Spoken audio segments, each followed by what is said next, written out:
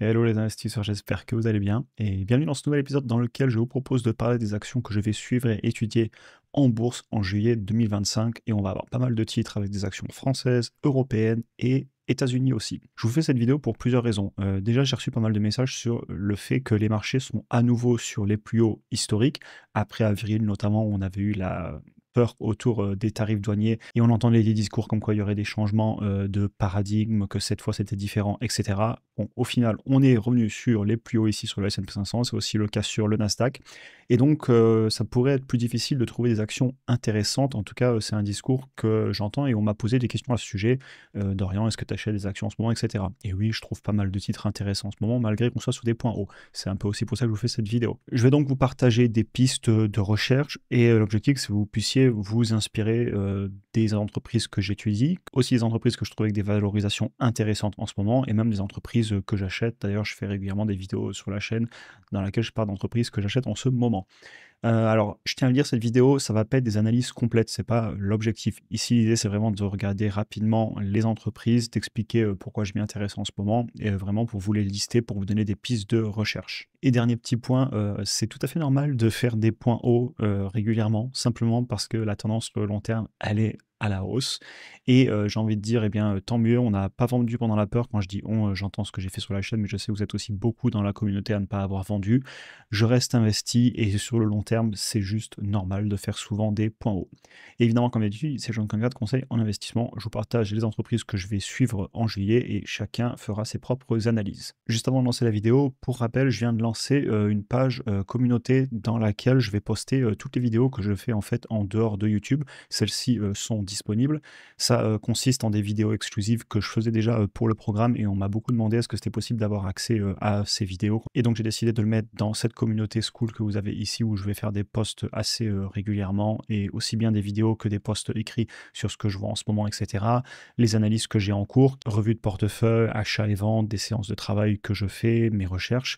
Et évidemment, c'est en complément des vidéos YouTube qui continuent. Et pour ceux qui veulent aller plus loin et aussi avoir l'aspect formation, évidemment, la formation donne accès à la communauté sans la participation mensuelle. Et vous avez aussi une offre en cours pour le début de l'été avec un code promo sur le programme. Vous avez les liens en description vers les pages de présentation. Et pour info, la dernière vidéo qu'on s'est fait, c'était avant-hier. Et c'était la revue complète du portefeuille pour juillet 2025. On continue sur la vidéo. Première action que je suis depuis quelques temps et que je vais continuer à rechercher, c'est AMD. Alors, après Nvidia, AMD, c'est l'un des leaders dans la conception de processeurs graphiques, donc les GPU en anglais, qui sont beaucoup utilisés dans l'intelligence artificielle. Et AMD, c'est vraiment un des concurrents les plus sérieux, notamment sur ce qu'ils appellent les inference. Et pour information, ici, vous avez quelque chose qui a été dit de la part du patron de Nvidia, Jensen Huang, qui nous explique qu'une majorité des calculs qui sont nécessaires, et surtout dans le futur, il en parle souvent, qui vont être nécessaires, ça va être justement tout ce qui est les calculs d'inference. Donc vous avez les cartes graphiques qui permettent de créer les modèles d'IA, et ensuite vous avez les cartes qui permettent de faire tourner les modèles à chaque fois que vous posez une question, par exemple à un chat type ChatGPT, Gemini, etc. Et je m'intéresse beaucoup à AMD parce qu'ils sont très présents sur justement ces fameuses inference.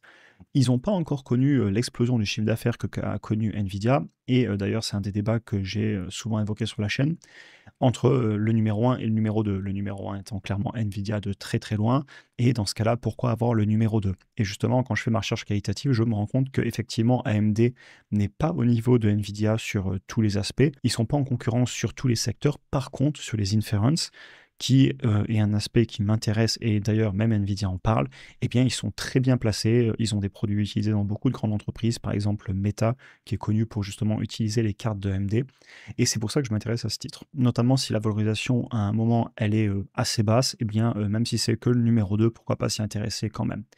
Et c'est une beaucoup plus petite entreprise, elle pèse un peu plus de 220 milliards, donc c'est quand même une assez grosse entreprise. Mais par rapport à Nvidia qui est à plus de 3000 milliards, c'est pas non plus les mêmes tailles d'entreprise. On a une croissance annuelle composée quand même là sur 3 ans et 5 ans qui vient d'avoir lieu sur le chiffre d'affaires de 16% par an sur 3 ans et de 30% par an sur 5 ans. Et les analystes nous prévoient pour les 5 prochaines années en composé une croissance sur les bénéfices de plus de 28% par an. Évidemment, c'est une entreprise qui a des très belles marges brutes à 45% pour des produits qui sont quand même fabriqués. OK, ils ne les fabriquent pas eux-mêmes, mais ça reste quand même des produits manufacturés. Et on est bénéficiaire, on ne brûle pas de cash non plus. Par contre, la valorisation, si vous regardez le PER actuel, effectivement, il est élevé. Mais encore une fois, sur les entreprises qui ont beaucoup de croissance, j'aime bien regarder ce qui va se passer dans l'avenir. Et par exemple, d'après les analystes, le PER futur, il est actuellement à 23. Je vais continuer mon analyse sur le dossier et sachez qu'il est dans ma shortlist. Ça fait vraiment partie des titres auxquels je m'intéresse, mais j'ai pas encore franchi le pas, notamment pour des raisons de valorisation et aussi je prends du temps toujours à faire mes analyses. Généralement, quand je me décide d'y aller, j'y vais assez fort, mais je prends mon temps à me décider. Action suivante, LVMH. On en a beaucoup parlé de ce dossier récemment et c'est normal donc qu'il trouve son chemin dans cette vidéo, surtout après la longue baisse qu'on a connue et une valorisation qui est enfin en ligne avec ce que je serais prêt à payer. On va passer vite sur ce dossier parce que j'ai fait beaucoup de vidéos récemment dessus. Tout de même, évidemment, petit rappel, LVMH, c'est le numéro 1 mondial du luxe avec plus de 70 marques.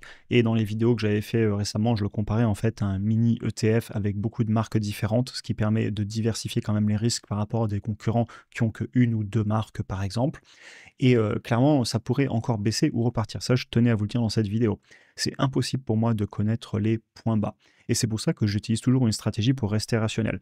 J'analyse une entreprise, je connais le prix maximum que je suis prêt à la payer, et quand on vient toucher ce prix, je commence mon DCA jusqu'à d'atteindre la taille de position souhaitée. Parce que sinon, je peux toujours avoir la petite musique qui revient dans la tête qui se dit «Ah, ça va encore baisser, on va attendre un peu plus». Sauf que ça, on se l'est souvent dit et on aurait pu rater plein d'achats, notamment, rappelez-vous, en 2023 ou même en avril, il y a 2 mois. Si on avait ce petit discours de toujours attendre que ça baisse plus, il y a un moment pour moi, ça peut être dangereux parce qu'on peut sortir du rationnel et c'est pour ça que j'utilise ma méthodologie. Une analyse écrite et précise, car si ça baisse encore aussi, ça je tiens à le préciser, la négativité et la peur peut se répandre et c'est pour ça qu'il faut que chacun fasse ses tests d'investissement. Ici, je vous partage tous les dossiers que je suis, que je trouve intéressants, mais au final, la décision d'acheter ou de pas acheter, elle me revient et elle vous revient. Chacun mène ses propres recherches. Et c'est important pour moi de le rappeler. Prochaine action, c'est ASML. Entreprise européenne, très belle entreprise européenne et certainement une de mes favorites dans le secteur. C'est une entreprise qui fabrique les machines de photolithographie.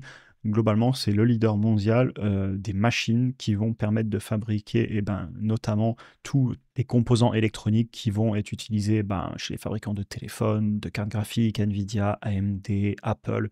Je veux dire, pratiquement tout le monde est client d'entreprises comme Taiwan Semiconductor qui fabriquent toutes ces puces, et ça tombe bien parce que des entreprises comme Taiwan Semiconductor ou encore Intel, etc., ont besoin des machines d'ASML pour fabriquer tous ces composants électroniques. Et donc ASML est tout en haut de la chaîne de fabrication. Ils produisent les machines qui fabriquent les composants électroniques qui rentrent dans les produits destinés aux consommateurs. Et je m'intéresse vraiment au dossier parce que actuellement, on est sur une valorisation qui ne me choque pas. Elle est à peine élevée à mon goût et encore, je peux tout à fait comprendre la valorisation. On est sur un quasi-monopole, il y a un peu de concurrence, mais quasi-monopole quand même.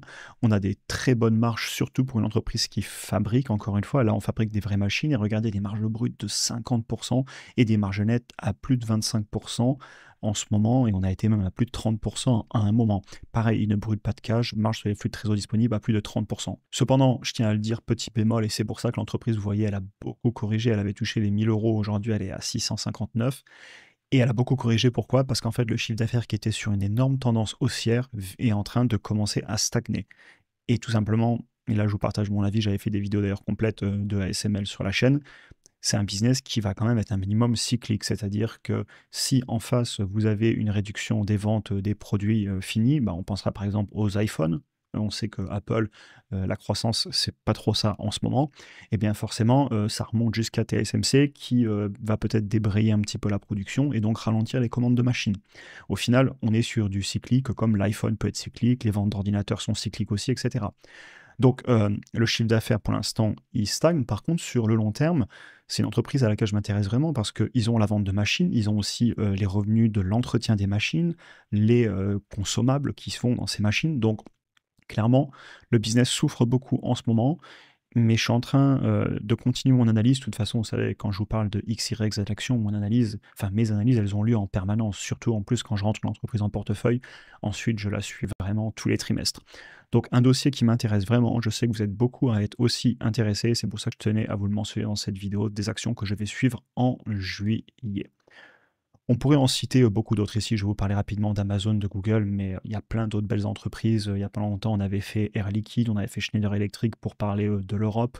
Aux États-Unis, vous savez qu'il y a beaucoup d'autres titres qui m'intéressent en ce moment. Je vous ai parlé il y a pas longtemps de IMS. J'ai d'autres lignes en portefeuille, etc. L'objectif ici, c'est pas de vous parler de 100% des actions que je suis parce que la vidéo durerait 2 heures, parce que la liste quand même d'actions que je suis est assez longue, surtout avec toutes les propositions que je reçois. Et d'ailleurs, sachez que je lis tous les commentaires. Évidemment, c'est très dur pour moi de répondre à une question du type « tu penses quoi de telle ou telle action ?»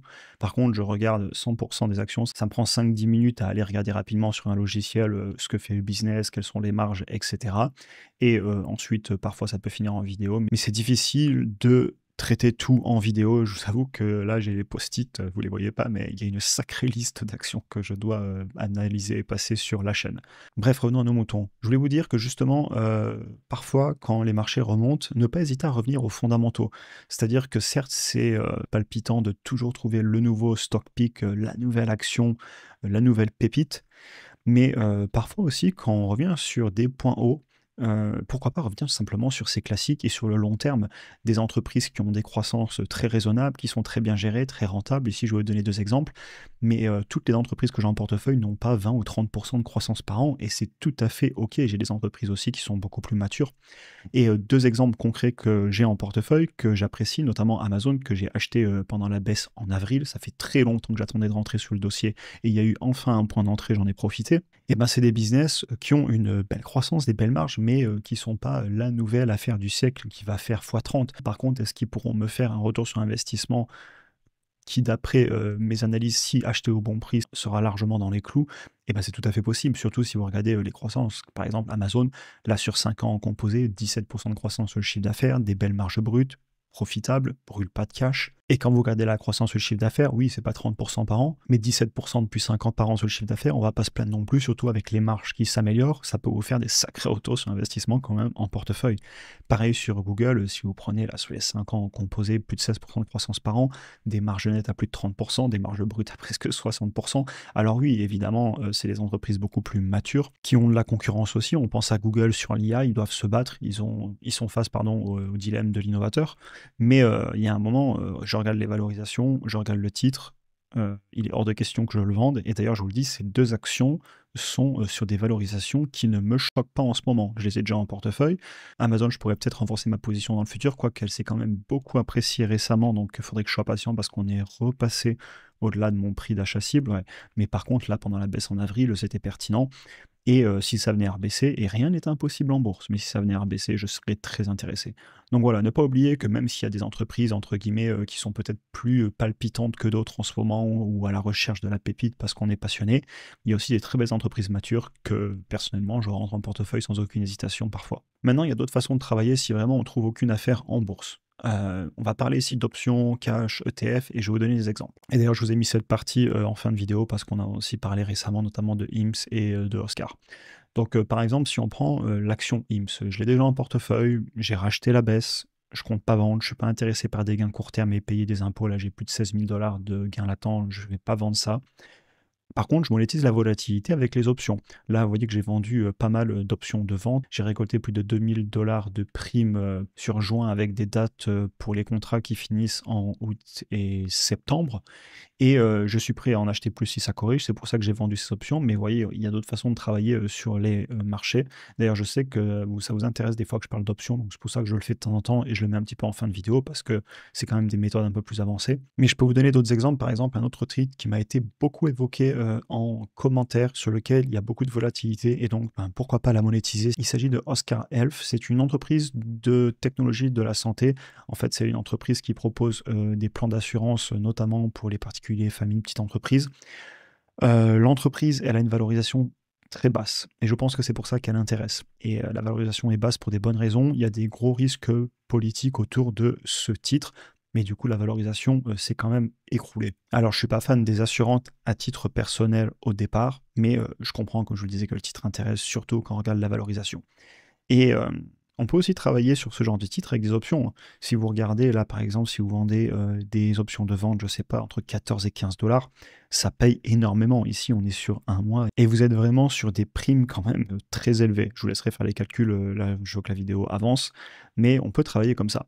Et pareil, si on ne trouve pas d'action à acheter, et qu'on ne travaille pas encore avec des options. Et d'ailleurs, pour ceux qui veulent aller plus loin sur les options, sachez qu'il y a un nouveau module que j'avais rajouté dans le programme il y a quelques mois justement, où je vous présente toutes mes stratégies en options, petit aparté. Mais enfin bref, si on ne travaille pas non plus avec ces outils, il y a encore nos bons vieux ETF. Et on en parle en appel individuel avec un membre, l'un d'entre vous.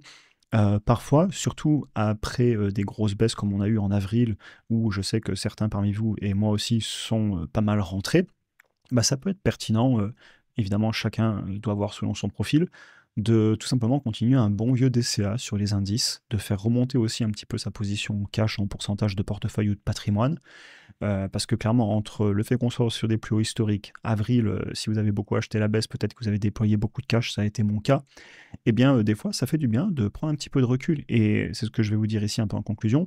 Souvent le plus difficile en bourse, eh ben, c'est la patience. C'est de savoir dire non à pas mal de dossiers, de rester assis, de travailler en arrière-plan, de faire ses analyses. Comme ça, quand on voit des dossiers qui passent pertinents, eh ben, on y va. Comme ça a été le cas en avril, par exemple, je suis rentré sur Nvidia, sur Amazon, c'est des titres que je surveillais depuis longtemps et il y a eu une opportunité, j'y vais. Et en ce moment, je vois d'autres dossiers qui peuvent être intéressants et on a d'autres vidéos d'analyse individuelle aussi sur la chaîne. Mais des fois, ça peut être pertinent de patienter un peu. De la même façon, vous avez la saison des résultats qui arrive fin juillet, début août, donc on va avoir de la volatilité qui revient sur les marchés et évidemment, on ne manquera pas d'en parler sur la chaîne. Donc voilà un petit peu ce que je fais en ce moment. Je travaille avec des options, je remonte mon niveau de cash, il remonte beaucoup en ce moment, j'en parlais d'ailleurs dans la vidéo qui a été postée dans la communauté, que justement j'ai eu pas mal de cash qui est remonté, donc je vends des options avec.